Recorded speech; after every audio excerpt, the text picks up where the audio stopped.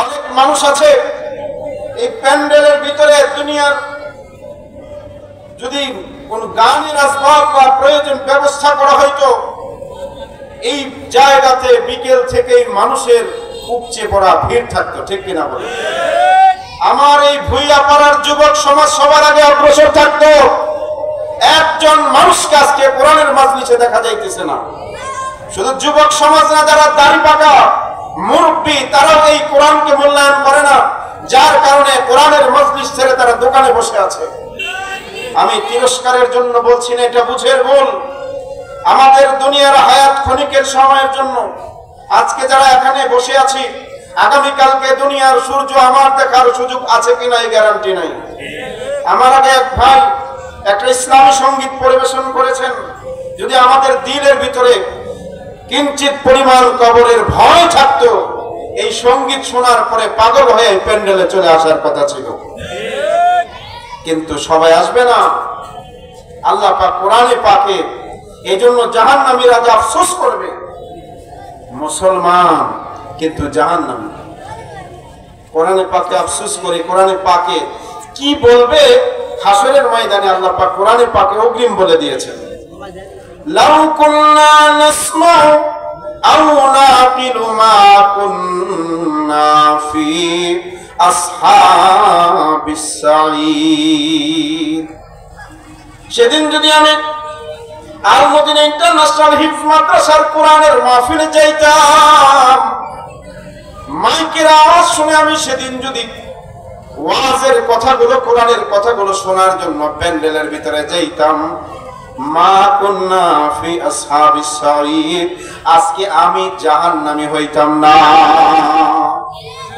কাফেররা বলবে না, মুসলমান জাহান্নামীরা বলবে এরকম ভাবে, লাউ কুন্না নাসমাউ আও নাকিলু, যদি ওই দিন কোরআনের কথাগুলো মনোযোগ দিয়ে শুনতাম, ব্রেন খাটায় মেধা খাটায় গবেষণা করে চিন্তা করে বুঝতাম। আজকে আমরা শুনি একদিক দিয়া, বের করে দেই আরেক দিক দিয়া, বোঝার সময় নাই। আমার দুনিয়া নিয়ে আমি ব্যস্ত আছি, ব্যবসা নিয়ে ব্যস্ত আছি। দুনিয়া অর্থ যেদিকে আছে আমি সেদিকে আছি। মুয়াজ্জিন বারবার আযান দিয়া ডাকে, হাইয়া আলাস সালাহ, নামাজের দিকে আসো, হাইয়া আলাল ফালাহ, কল্যাণের দিকে আসো। মুয়াজ্জিন ডাক দেয়, মুসলমান কান দিয়ে শুনে তো আরেক কান দিয়ে বের করে দেয়। আল্লাহ পাক বলেন হাসরের ময়দানে আফসোস করে বলবে, লাউ কুন্না নাসমাউ, ওই দিন যদি মুয়াজ্জিনের ডাকটা শুনতাম, নাসমাউ শব্দের যদি আমি শুনতাম, আও নাকিলু, অথবা যদি আমি বুঝতাম, মা কুন্না ফি আসহাবিস সাঈর, আজকে আমরা জাহান্নামী হইতাম না।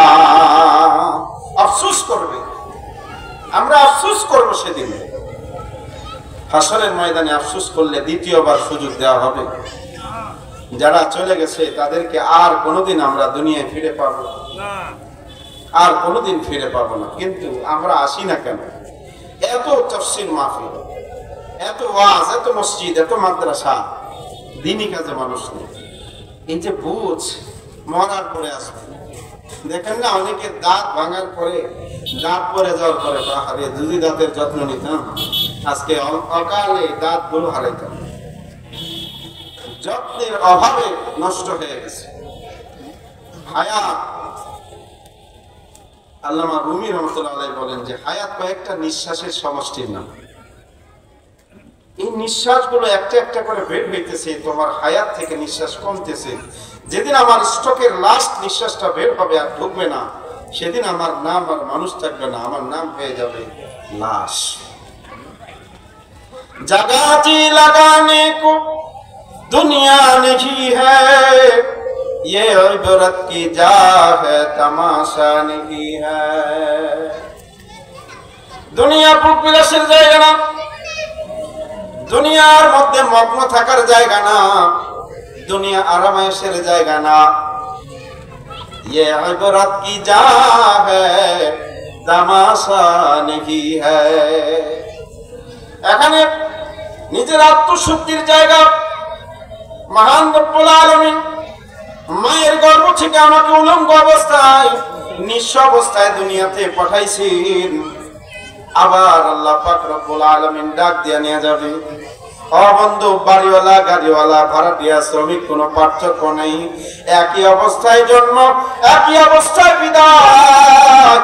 মানুষ যখন জন্ম নেই নিঃস্ব অবস্থায়, নিজের পায়ে দাঁড়াইতে পারে না, নিজের জবান দিয়া খাইতে পারে না, কথা বলতে পারে না, নিজের হাত পানারা নিজের কর্ম করতে পারে না। মৃত্যুর সময় মানুষের এরকম কোনো কর্ম করার সুযোগ থাকে না। আল্লাহ পাক রব্বুল আলামিন হায়াতের মাঝামাঝি সময়টা বান্দাকে ইবরাত হাসিল করার জন্য সুযোগ দেয়া থাকে।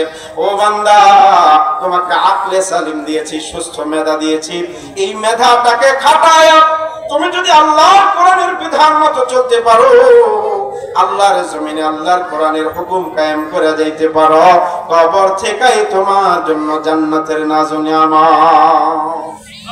পয়গম্বর আরবি বলেন, আল কবরু রাওযাতুম মিন রিয়াদিল জান্নাহ আও হুফরাতুম মিন হুফারিন নার। কবরটা তোমার আমলের কারণে, তোমার দুনিয়ার আখলাকের কারণে, তোমার দুনিয়ার চরিত্রের উৎকর্ষতার কারণে তোমার মৃত্যু হয়ে যাবে, কবরটাই হবে তোমার জান্নাত। আর যদি তুমি দুনিয়ায় মত্ত হয়ে যাও, অসহায় থেকে তুমি সবল হয়েছ, জবানে কথা বলা শিখেছ, হাত পা সচল হয়েছে, যৌবন বয়স পায়া গুনার কাজেই তোমার যৌবনকে তুমি শেষ করে দিলা, অর্থ গুনার পিছনে ব্যয় করে দিলা, বলে তোমার এই হায়াতটাই তোমার কবরটাকে জাহান্নাম বানায় দিবি। অতএব জান্নাত আর জাহান্নাম আমার নিজের কর্মের উপরে। আজকে বুঝ নাই, এই জন্য গানের মজলিসে যুবকদেরকে আগে পাওয়া গেলেও ওয়াজের মজলিসে পাওয়া যায় না। আর যেই সমস্ত যুবকরা এসেছে, এরাই জামানার শ্রেষ্ঠ সন্তান, যারা যেই বয়সে গুনাহ করার সুযোগ ছিল তারা গুনাহ না করে মুখে দাড়ি রেখে পাঞ্জাবি পরে মসজিদে যায়, ফ্যাক্টরিতে যায়, কর্মে যায়, মনে চাইলেও গুনার মধ্যে যায় না। আল্লাহ পাক তাদেরকে আরশে আজিমের মেহমান বানায় জান্নাত দিয়ে দিবেন। মুসলমান ভাইয়েরা আমার, এজন্য আমার ওয়াজ এখানে করার মতো সাহস আমার নেই। আমার বাপ, চাচা, ভাই, বারাদার, বন্ধু বান্ধব যাদের সামনে দিয়ে লেংটি দিয়ে ফুটবল করছে, ক্রিকেট খেলছি, এই জায়গায় ওয়াজ করা আমার জন্য মানায় না। কিন্তু আমি মনের ভিতরে সংকোচ নিয়ে কোরআনের দৃষ্টিতে অবাক হয়ে কথাগুলো এই জন্য বলি যে আমরা দুনিয়া পেয়ে আল্লাহকে ভুলে গেছি। এরকম ভাবেই যদি আমাদের জীবন চলতে থাকে, এই এলাকার মানুষ এক সময় কাপড় দিতে পারতো না, গায়ের মধ্যে অভাব তাড়না করে। মানুষের মাটি কেটে খেয়েছে যারা, আমাদের বাপ চাচারা, তারা আজকে বাড়িওয়ালা। যারা রাস্তাঘাটে জুতা ছাড়া হেঁটেছে, মাথায় বোঝা নিয়ে কাশিমপুর বাজারে গিয়েছে, তারা আজকে বাড়ি গাড়ির মালিক হয়ে যদি আল্লাহকে ভুলে যায়, তাদের চেয়ে বড় নাফরমান পদার্থ জমিনের মধ্যে আর কেউ নেই। অভাবের তাড়নায় মানুষ যদি গুনাহ করে, অভাবের তাড়নায় মানুষ যদি আল্লাহকে ভুলে যায়, আল্লাহর সামনে বলার সুযোগ আছে, আল্লাহ দুনিয়াতে অভাবের তাড়নায় স্বভাব নষ্ট হয়ে গিয়েছিল, কিন্তু আজকে যারা আমরা বাড়িওয়ালা, লাখ লাখ টাকা ঘর ভাড়া উঠাই, কিন্তু দিনের রাস্তায় সময়, জান মাল দেওয়ার সময় আমার নেই। আমার এই হায়াতটাকে আমি দুনিয়ার বিলাসিতার মধ্যেই মগ্ন করে দিলাম। খোদার কসম করে বলি, আমাদের চেয়ে অপদার্থ, আমাদের চেয়ে বোকা আর কেউ হবে। আমাদের পার্শ্ববর্তী জায়গায় মসজিদের পাশেই কিন্তু কবরস্থান।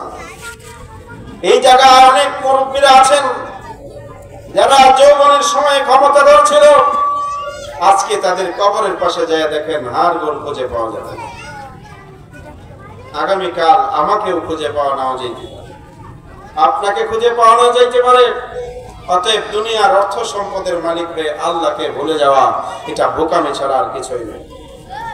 আমার আলোচনার বিষয়বস্তুর বাহিরে এই জন্য কথাগুলো বললাম যে এলাকার মানুষ দেখা যাইতেছে না।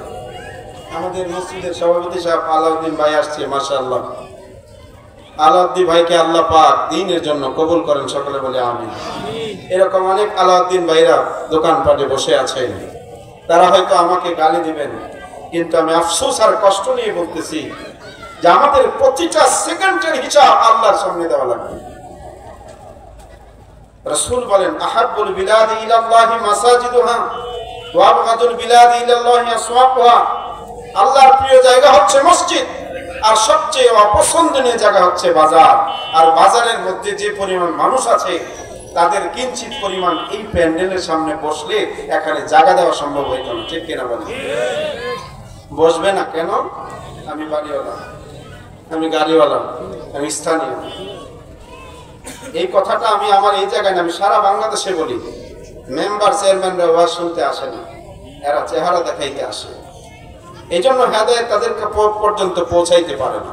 আর যে সাধারণ মানুষগুলো চাটিয়ার উপরে বসে যায়, সারা জীবন নাফরমানি করেছে, আল্লাহ পাক এই কোরআনের উসিলায় তাদেরকে নাজাত দিয়ে দেন। এই মজলিস সাধারণ মজলিস মনে করছেন? 7 বছর যদি কোনো ব্যক্তি নফল ইবাদত করে আর একটা ফিকার মজলিসে বসেছে, বলে 60 বছরের ইবাদতের চেয়ে এই কোরআন ও হাদিসের মজলিসের মর্যাদা তার চেয়ে বেশি। মাজলিসু ফিকহিন খায়রুম মিন 60 সানা। হাদিস উলামায়ে কেরাম বুঝতেছেন, সাধারণ জনগণ হয়তো বুঝবেন না। মাজলিসু ফিকার মজলিস, যে মজলিসের মধ্যে কোরআন ও হাদিসের মাসলা মাসাইলের আলোচনা হয়, খায়রুম মিন 60 সানা। এটা কেমন মর্যাদাশীল? বলে 60 বছর নফল ইবাদত করে কপালে দাগ ফেলাই দিছি, তার চেয়ে বেশি মর্যাদা এই মুহূর্ত, একটু মুহূর্তের দাম। সুবহানাল্লাহ বলেন। এজন্য হাসরের ময়দানে আফসোস করলে তো আর সুযোগ দেওয়া হবে না। আজকে দুনিয়া পেয়ে আমরা আখিরাতকে মূল্যায়ন করতেছি না। আচ্ছা, আপনাদের কাছে প্রশ্ন, দুনিয়াতে টাকা দিয়ে সব সমস্যার সমাধান হয়। যারা হাজার কোটি টাকা কামাইছে, বিভিন্নভাবে বাণিজ্য করে, অর্থ সম্পদের উপরে, মানুষের উপরে জুলুম করে হাজার হাজার কোটি টাকার মালিক হয়েছে, আল্লাহ পাক তাদেরকে নজির আখিরাতে না, জমিনে দুনিয়াতেই দেখায় দিয়েছে, ঠিক কিনা বলেন? আজকে নিজের চেহারাটা মানুষের সামনে প্রকাশ করতে পারে না। আয-যুলমু যুলমাতু ইয়াওমাল কিয়ামা। দুঃশাসন যারা করেছে, আল্লাহ পাক তাদেরকে তো হাসরের ময়দানে বিচার করবেন, তাদেরকে জমিনে দেখায়া দিয়েছেন। জালেমের বিচার আল্লাহ পাক জমিনেও করেন। অতএব জুলুম যারা করেছে তাদের বিচার হচ্ছে, তাদেরকে নিকৃষ্ট পর্যায়ে চলে যেতে হবে। এজন্য দুনিয়ার টাকা পয়সা সাময়িক সময়ের বিলাসিতা আমাদেরকে দিতে পারে, বেকায়দায় পড়ে গেলে এই টাকা দিয়ে কোনো কাজ হয় না। মুসলমান ভাইয়েরা আমার, মানুষের যখন ইন্তেকাল হয়ে যায়, হাজার কোটি টাকার মালিক হইলে মানুষটার কোনো দাম নাই দুনিয়ার মধ্যে। এই দেশের মধ্যে যারা 50 লাখ টাকা ঘর ভাড়া উঠাইছে, তাদের মা বাবা মনে হয় ঘরের ভিতরে আছে, নিঃশ্বাস বন্ধ হয়ে গেছে। কারবালার ময়দানে কবরস্থানের মধ্যে রেখে এসেছে, কবরের ভিতরে কোনো টাইলসের বিছানা নাই, অথচ ঘরের ভিতরে বড় বড় দামি দামি খাট, দামি দামি বিছানা। বলে নিঃশ্বাস বন্ধ হয়ে যাওয়ার কারণে এই মানুষটার কোনো দাম নেই। চেয়ারম্যান, মেম্বার, এমপি, প্রধানমন্ত্রী, প্রেসিডেন্ট, সব মানুষগুলো রিক্সাওয়ালা যেরকম ভাবে কবরে মাটির বিছানায় শোয়, একটা বাড়িওয়ালার বিবি, বাড়িওয়ালার সন্তান, একটা কোটিপতি ওই কবরের মধ্যেই শোয়, ঠিক কিনা? অতএব সাবধান, মৃত্যুর পরে দুনিয়ার অর্থ সম্পত্তি কোনো কাজে লাগে না। যে বাড়ি বানাইছে, যা ব্যাংক লোন করেছে, লক্ষ লক্ষ টাকা সুদের টাকা দিয়ে বিল্ডিং বানাইছে, জীবন যৌবন শেষ দিয়ে দিছে, বাড়ি করতে যাইয়া নিঃশ্বাস বন্ধ হয়ে গেলে একটা রাতের জন্য লাশটা ওই ঘরের ভিতরে রাখে না। যে সন্তানের জন্য করলেন, সে সন্তান এলাকার মানুষকে ডাক দিয়ে বলে লাশটা বের করো। লাশের কাছে থাকতে ভয় লাগে, এলাকার মানুষকে ডাক দিয়ে না বাহিরে মাটির মধ্যে শোয়া দেয় কি দেয় না। অতএব সাবধান, সাবধান, মৃত্যুর পরে তোমার বাড়ি গাড়ি অর্থ সম্পদের কোনো দাম নাই, কোনো দাম নাই। 1000 কোটি টাকা দিলে কবরে আযাব মাফ হবে না। 1 বিঘা 2 বিঘা 50 বিঘা জমি লেখা দিলেও কিন্তু কবরে আযাব মাফ হবে না। কবরে টাকার কোনো দাম নাই, কবরে হলো নেকির দাম। এজন্য একজন রিকশাওয়ালা রিকশা চালাবার নামাজে যায়, হারাম কামাইয়ের দিকে যায় না। সে যদিও ঘরের মালিক না, সে যদিও বাড়ির মালিক না, মৃত্যুর পরে তার কবরটাই হলো জান্নাত।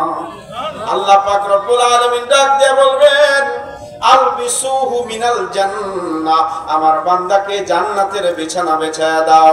আফরিসুহু মিনাল জান্নাহ, জান্নাতের বিছানা বিছায়া দাও। তোমরা জান্নাতের পোশাক পরায়া দাও। ওয়াফতাহু লাহু বাবান ইলাল জান্নাহ, তোমরা জান্নাতের সাথে তার কবরের দরজা লাগায়া দাও। দরজা খুলে দিবে, নেককার রিকশাওয়ালা শ্রমিক, সাধারণ শ্রমিক কর্মচারী কবরের মধ্যে এমন একটা গুণ দিবে, 50,000 বছর বা 1 লক্ষ বছর, 1 লক্ষ কোটি বছরও যদি কবরে থাকা লাগে, এক ঘুমে কিয়ামত পর্যন্ত ঘুমিয়ে থাকবি। 1000 কোটি টাকার দাম নেই, বলেন নেক আছে তো তোমার দাম আছে। হাসরের ময়দানে যার মসজিদের সাথে সম্পর্ক, যার সাথে মসজিদের সম্পর্ক, পয়গম্বর আরবি বলেন যেদিন সূর্যের আলো থেকে বাঁচার জন্য আর সে আজমের ছায়া ছাড়া হাসরের ময়দানে কোনো ছায়া থাকবে না। দিল লাগা সম্পর্ক মসজিদের সাথে, যা বলে আল্লাহ পাক রব্বুল আলামিন বাড়িওয়ালা গাড়িওয়ালা দেখবেন না, শ্রমিক দেখবেন না, সম্পর্ক মসজিদের সাথে, বলে আমার আর সে আজমের ভিআইপি মেহমান হয়ে থাকো। 1000 কোটি টাকার মালিক হয়েছে, ঋণ খেলাপি করে 50,000 কোটি টাকার মালিক হয়েছে, হাসরের ময়দানে মেহমানদারির ব্যবস্থা থাকবে না। কারণ দুনিয়ার মধ্যে টাকা দিয়া ম্যানেজ হয়, পুলিশে কিছু ধরায় দিলে পুলিশ দেখাও না দেখার ভান করে, কি করে না। মন্ত্রীরা ম্যানেজ করলে অনেক কিছু করা যায়, হাসরের ময়দানে টাকা দিয়া ম্যানেজ চলবে না। নেকি আছে তো তোমার মর্যাদা আছে, নেকি নাই তো তোমার কোনো দাম নেই। সন্তানের কাছে গেলেও দাম নেই, ইয়া নফসি ইয়া নফসি, আমার কি হবে। কোন মানুষের কাছে গেলে কোনো দাম নাই। অতএব আজকে যারা এই কোরআনের মজলিসকে মূল্যায়ন করে নাই, আসলে তাদের বোকামি ছাড়া আর তারা কিছুই করে না। ঠিক কিনা বলেন? এটাই বোকামি। মুসলমান ভাইরা আমার আলোচনার ভূমিকা হইতে হইতে সময় শেষ হয়ে গেছে মনে হয়, কিন্তু আমার এটা বলা ছাড়া আর কোনো উপায় ছিল না। আজকে আমাদের বুঝের কারণে এত ওয়াজ মাহফিল শুনি, এত তাফসীর হয়, আমলের ভিতরে জোর নেই। কারণ হলো আমাদের বুঝ নাই। ঠিক কিনা বলেন? প্রতি সপ্তাহে মসজিদে এসে বয়ান শুনি, আমলের ভিতরে জোর নেই, কারণ আমাদের দেমাগে কথা ঢোকে না। এজন্য আমি একটু পাড়ায় পাড়ায় কইতো অ্যান্টিবায়োটিক দিয়া। এজন্য কেউ কেউ বলে যে হুজুর একটু কঠিন হয়ে যায়, আবার কেউ কেউ বলে হুজুর এমন না বললে আমাদেরকে ধরে না। তো ডাক্তার অনেক সময় আমাদের মতের বাহিরে যে আমাদেরকে ট্রিটমেন্ট দেয়, ওলামায়ে কেরাম অনেক সময় গরম বলে, অনেক সময় নরম বলে, মানুষকে বোঝানোর জন্য অনেক কিছুই বলতে হয়। এভাবেই বললাম আপনাদেরকে, কারণ আমরা বুঝের অভাবের কারণে আমরা দুনিয়ার পিছনে পাগল হয়ে আছি। কেউ কেউ দুনিয়া পেয়ে নিজেকে সফল মনে করছে, বাড়ি করা শেষ। আমার এই বয়ান আপনারা শতবার শুনেছেন, গাড়ি করা শেষ, ছেলে আর্মিতে চাকরি করে, পুলিশে ঢুকাইছি 25 লাখ টাকা ঘুষ দিয়া, বেতন পায় 25,000, কিন্তু ইনকাম 5 লাখ, আমার জীবন সফল। আমাদের ধারণা এরকম, দুনিয়া পাইছি আমি সফল। 30 লাখ টাকা ঘর ভাড়া ওঠে, কেউ কেউ 10 লাখ টাকা ঘর ভাড়া ওঠে, আমার জীবন সফল। ছেলেরা হাফ প্যান্ট পিন্দায় ছাইরা দেয়, হুন্ডা নিয়ে ঘুম ঘুম ঘুম করে ঘুরে। আমার স্থানীয় লোকেরা বাচ্চাদের হুন্ডা চালায় হাফ প্যান্ট পরে। খ্রিস্টান কালচার আমাদের সমাজের ভিতরে আমাদের যুবকরা ঢুকাই দিয়েছে। নির্লজ্জ হাজী সাহেব মসজিদে এসে নামাজ পড়ে, ছেলেরে হাফ প্যান্ট পিন্দায় হুন্ডা দিয়ে ছেড়ে দিচ্ছে। একবারে 10 বার হজ করছে আমরা, হাজী সাহেবের 2 ছেলে রাস্তার মধ্যে দিয়ে হাফ প্যান্ট পিন্দা করে হুন্ডার চালায়। নাম করতে পারি না, এরকম বেশি অ্যাটাক হয়ে যায়। 50,000 বার হজ করলে কাজ হবে না। আলা কুল্লুকুম রাইন ওয়া কুল্লুকুম মাসউলুন আন রায়াতিহি। আমরা প্রত্যেকেই দায়িত্বশীল আমার সন্তান সম্পর্কে, আমার বিবি সম্পর্কে। অতএব আমার বিবি বেগানা হয়ে রাস্তায় ঘুরবে, আমি মসজিদে আয়েশা সামনের কাতারে নামাজ পড়বো, এই হাজী সাহেবের কোনো দাম নাই। আল্লাহর ময়দানে আল্লাহর কাছে আমাকে বিচারের কাঠগড়ায় দাঁড়াতে হবে। আজকে যারা আমাদের সন্তানকে আমরা আধুনিক শিক্ষা দিতে গিয়ে এই কোরআনের মাহফিলগুলোকে মূল্যায়ন করি না, মাদ্রাসাগুলোকে মূল্যায়ন করি না, হাসরের ময়দানে আফসোস করতে হবে। এই যে আল মদিনা ইন্টারন্যাশনাল হিফজ মাদ্রাসা আপনাদের নিকটবর্তী হয়েছে, এটা আমাদের এলাকার জন্য একটা সৌভাগ্য। আমার ছেলেগুলো কোরআনে হাফেজ হবে, আমার মর্যাদা হাসরের ময়দানে বাড়তে থাকবে। এই মাদ্রাসাগুলো মেহনত করে একটা বাচ্চাকে গড়তে কত কঠিন।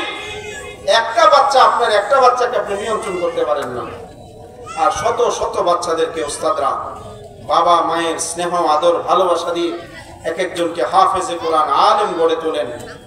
অতএব এই ওস্তাদদেরকে মূল্যায়ন করতে হবে।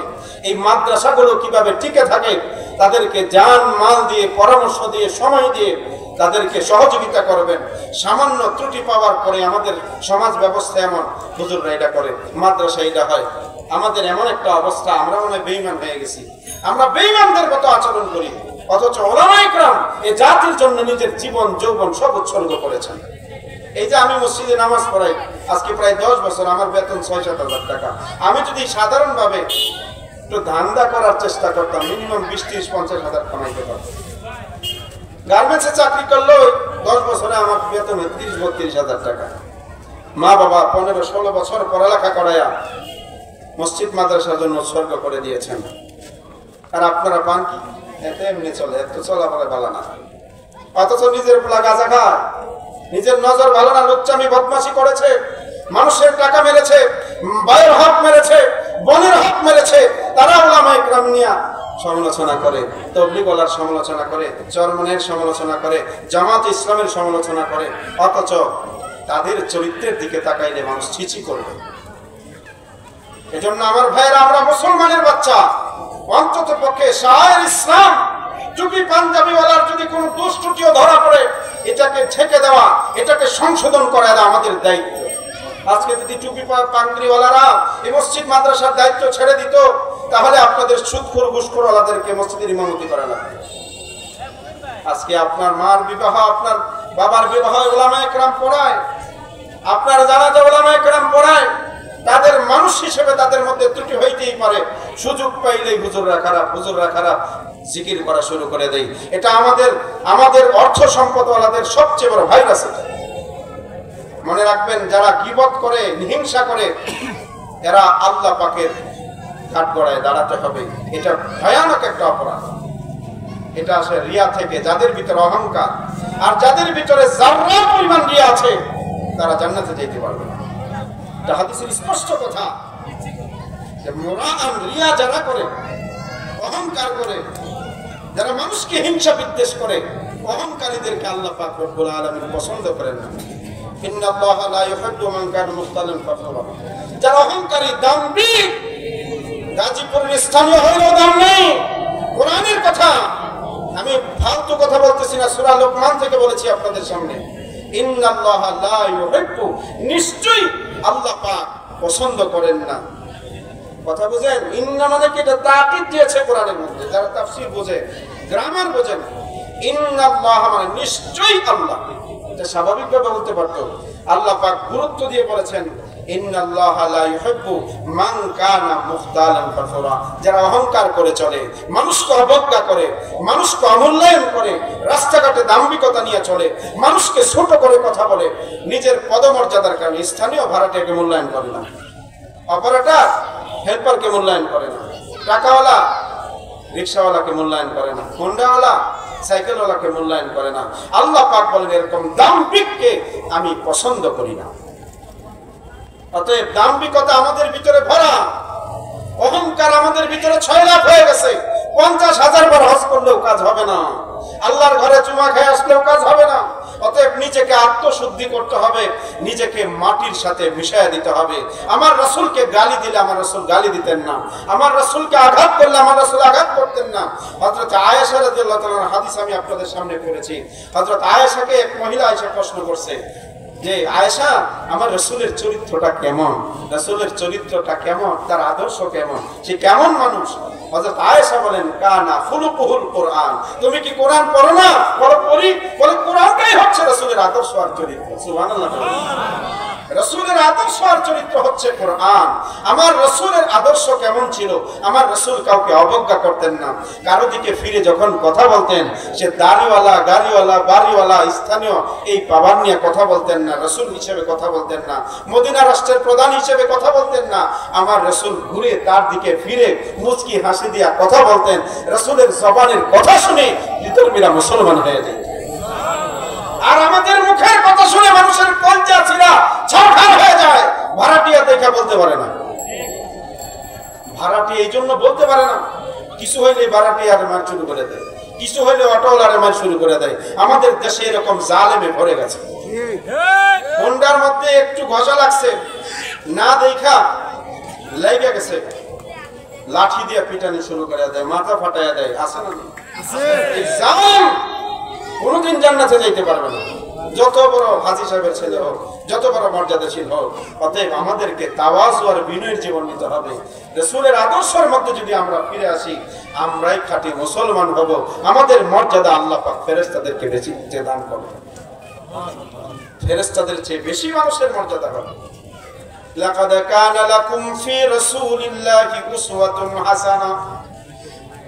আল্লাহ পাক রব্বুল আলামিন বলেন, তোমরা যদি রাসূলের আদর্শ গ্রহণ করতে পারো, রাসূলের চরিত্র গ্রহণ করতে পারো, তোমাদের রাসূলের চরিত্র গ্রহণের মধ্যে কল্যাণ রয়েছে। তোমরা সফলতা চাও, রাসূলের আদর্শ তোমাদের ভিতরে ঢোকায় নাও। আমার রাসূল না খায়া মানুষকে খাওয়াইতো, আর আমি মানুষের টাকাই রাখাই, ঠিক কিনা বলেন? আমার রাসূল মানুষকে গালি দিতেন না, আমার রাসূল মানুষের সাথে খারাপ আচরণ করতেন না, আমার রাসূল মানুষের সাথে কোনো চারিত্রিক বৈশিষ্ট্যের জীবনে কোনোদিন কোনো অভিযোগ আসে নাই। আমার রাসূলের আদর্শ দেখে, আমার রাসূলের জবানের কথা শুনে কঠোর রাসূল বিরোধী, মুহাম্মদ বিরোধী যিনি তার জবানকে কেটে দিবেন, কল্লা কেটে দিবেন, মুহাম্মদুর রাসূলুল্লাহকে হত্যা করবেন, তারপর বলে সে তার দিকে তাকায়া মুসলমান হয়ে গেছে। হজের মৌসুম আসছে, বিভিন্ন জায়গা থেকে কাফের বেঈমানরাও মক্কায় হজ করতে যাইতো। মুসলমানের মক্কা বিজয়ের আগে রাসূল যখন মক্কায় ছিলেন নবুয়ত প্রাপ্তির পরে, কাফের বেঈমানরা বলে তোমরা অমুক জায়গায় যাও না, ওই জায়গায় একটা পাগল বসা আছে, ওই পাগলের কাছে গেলে অনেকে মা বাবার ধর্ম ছেড়ে দেয়, বাপ দাদার ধর্ম ছেড়ে দেয়, তোমরা ওই পাগলের কাছে যাও না। মানুষ যেই জায়গায় নিষেধ আছে এনে বেশি যায়, ঠিক কিনা বলেন? বলে পাগলটা কেমন যেন একটু দেখা আসে। মুহাম্মদুর রাসূলুল্লাহ চেহারার দিকে যখন তাকাইছে, কিছুক্ষণের ভিতরে ভিতরে পরিবর্তন ঘটে গেছে। বলে ও মুহাম্মদ, আমাকে কালিমা পড়ায়া মুসলমান বানায় দাও। আমার রাসূলের চেহারার দিকে তাকায়া, আমার রাসূলের জবানের কথা শুনে মুসলমান হয়ে গেছে। অতএব এরকম আদর্শ যদি আমরা বাস্তবায়ন করতে পারি, তাহলে এই দেশের মধ্যে জালেমরা আর কোনোদিন ক্ষমতায় আসতে পারবে না। সমাজের মধ্যে কারো মাথায় বাড়ি দেওয়া যাবে না, কারো সাথে খারাপ আচরণ করা যাবে না। ইসলামের আদর্শ আর সৌন্দর্য যদি আমরা ঘরে ঘরে পৌঁছায় দিতে পারি, মানুষের কাছে দিনের দাওয়াতগুলো পৌঁছায় দিতে পারি, ইসলামের সৌন্দর্যগুলো বিধর্মী পর্যন্ত পৌঁছায় দিতে পারি, তো তারা দেখে দেখেই এক একজন কালিমাওয়ালা মুসলমান হয়ে যাবে। আমার তারা ইসলাম বুঝে না, মুসলমানের বাচ্চা হয়ে আলেমের বিরোধিতা করে, মুসলমানের বাচ্চা হয়ে আলেমদেরকে ফাঁসিতে ঝুলাইতে চায়। এদের পর্যন্ত যদি আমরা ক্ষমা আর রাসূলের মতো ভালোবাসার মহব্বতের আচরণটা প্রবেশ করে দিতে পারি, তাহলে তারাও ওই জালেমের পথ ছেড়ে দিয়া ইসলামের পথে এসে দেশকে কালেমার জন্য উর্বর করে দিবে। আজকে আপনারা দেখতেছেন না, বাংলাদেশের মধ্যে ওলামায়ে কেরাম জালেমদের সাথে ক্ষমার ভূমিকা রাখার কারণে আজকে জালেমরাই কইতেছে এরাই ভালো মানুষ, ঠিক কিনা বলেন? 16টা বছর তারা আলেমদেরকে দেখতে পারেনি, গাত্র দেওয়া হতো, ভাষা বোঝেন, মানে গায়ে জ্বালা করা হতো। তারা এখন কয় হুজুর এই ভালো, কারণ ওলামায়ে কেরাম জীবনে কোনোদিন সন্ত্রাস করে নাই, তারা কখনো চাঁদাবাজি করে নাই।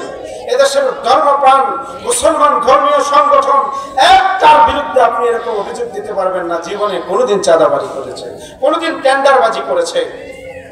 আজকে তাদেরকে বছরের পর বছর জেল কাটাইছে। মুফতি জসিরউদ্দিন রহমানী 13 বছর জেল কাটছে, আল্লামা দেলাওয়ার হোসেন সাইদি 13 বছর জেল খেটে জালেমের জুলুমের শিকার হইতে হইতে মারা গেছে, স্বাধীনতা দেখতে পারেননি।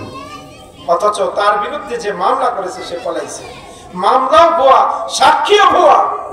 এরকম ভাবে জুলুম অত্যাচার করার পরেও যখন নেতারা বলেছে আমরা মাফ করে দিলাম, ইসলামের সৌন্দর্য রাসূল মাফ করে দিয়েছেন, মক্কা বিজয়ের পরে আমার রাসূল ঘোষণা দিয়েছেন আমরা তোমাদেরকে সাধারণ ক্ষমা ঘোষণা করলাম, যারা সুযোগ আছে কালিমা পড়ে মুসলমান হইতে চাও মুসলমান হয়ে যাও, অন্যথায় নিরাপদে চলে যাও, তোমাদের উপরে আমরা প্রতিশোধ নিব না। মক্কার জীবনে আমার রাসূলের উপরে কত জুলুম করা হয়েছে। আল্লাহ পাক আমার রাসূলের আদর্শের উপরে আমাদেরকে আমল করার তৌফিক দান করেন, উন্নত চরিত্র আমাদেরকেও দান করেন। ওয়া আখির দাওয়ানা আলহামদুলিল্লাহি রাব্বিল আলামিন।